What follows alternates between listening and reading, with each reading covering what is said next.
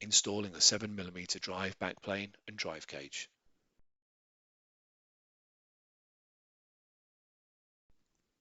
Slide the bottom backplane into the drive cage and fasten the screw. Install the top backplane and fasten the 2 screws to secure it.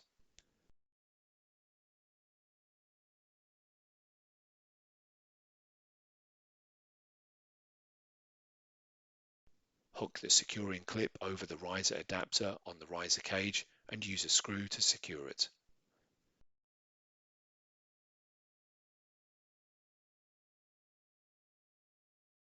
Fasten the 2 screws to secure the 7mm drive cage in place.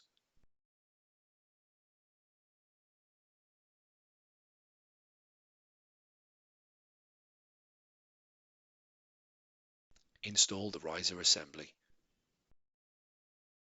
Connect the cables to the backplane.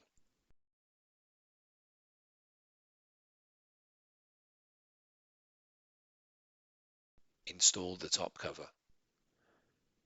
Install the drives and drive fillers.